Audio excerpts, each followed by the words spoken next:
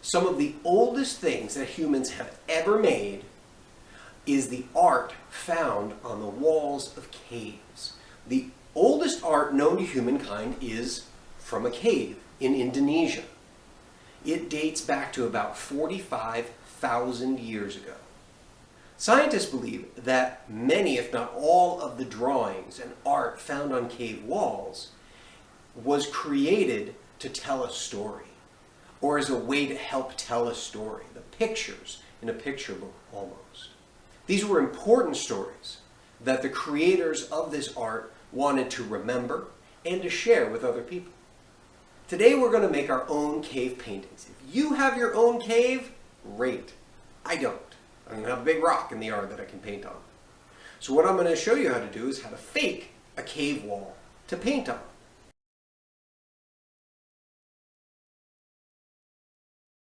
The first step is figuring out what story you want to tell in your art. Now, this isn't a long picture book. Think of a couple of things that are from a story that is real or a story you made up. And those are the things you're going to paint on your cave wall.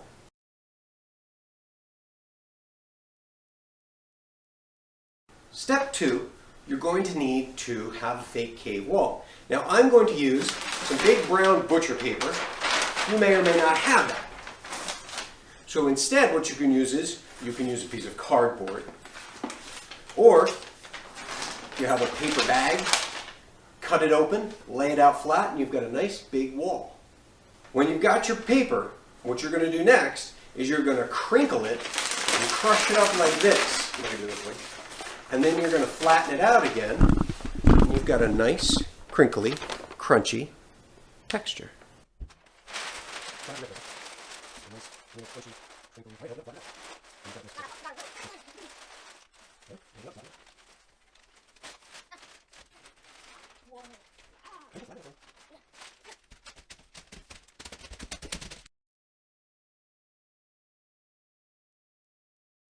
Once you've got your cave wall ready to paint, don't paint yet.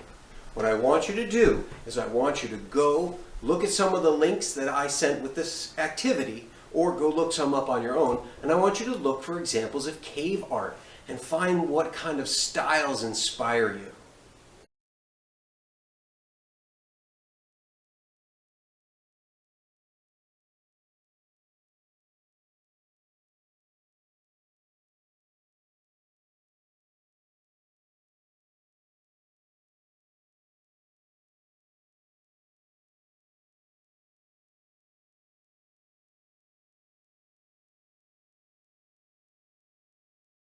And now it's time to paint. Ancient people didn't use bottles of acrylic paint or tempera paint.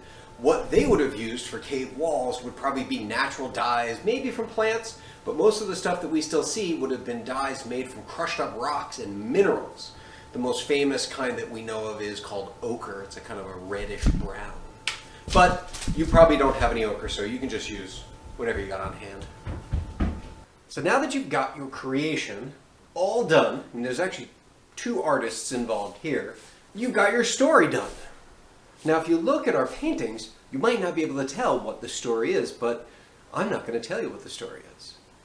And the reason for that is, if you look on the walls of caves, they don't explain to you what the story is. It's just set of pictures. They knew what the story was, just like I know what the story is for mine.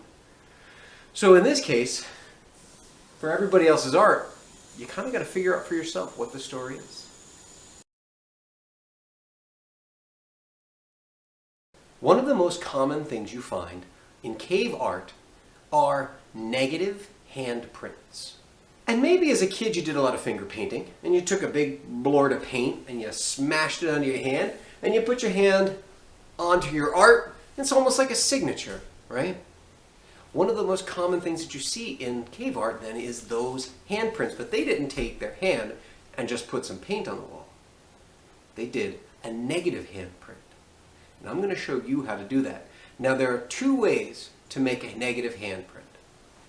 One, you can just take some spray, some paint, and you can spray it around your hand. Now don't take spray paint.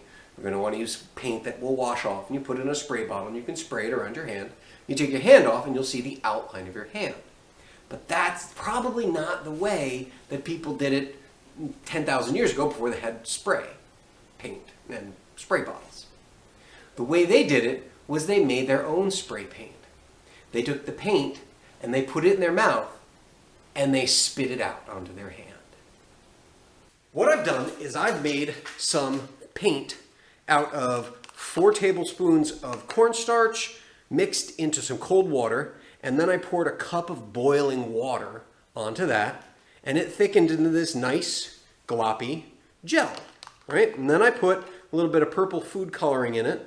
I will put some links in if you don't want to use food coloring. There are other ways to make colored dyes, but this is what I'm going to do because this is what I got on hand and it's easy. So, I have never done this before, so we're going to see how this goes. So, okay, so let's just see. So I'm gonna try my signature. All right, let's see. Again, it might be too thick.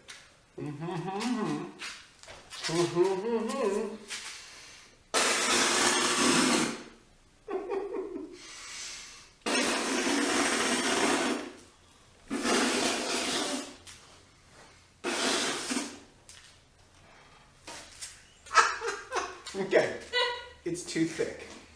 I would thin this out. Okay, I've thinned it out. I'm gonna need a shower. And we're gonna take 2, right? So it's a lot runnier now. So I'm gonna put it in my mouth.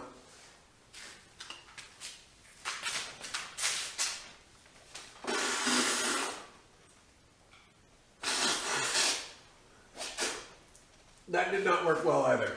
I didn't taste much, I didn't taste as much. All right, so I'm gonna say that maybe a little bit thicker, but not quite that thin. Don't thin it out too much if you want to do this.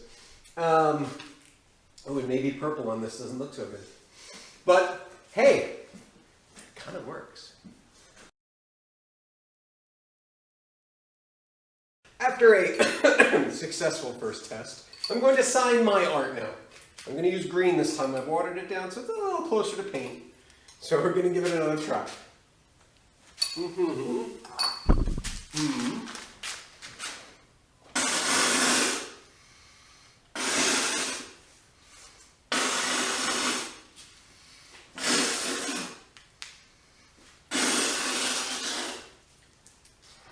Oh, this is nasty.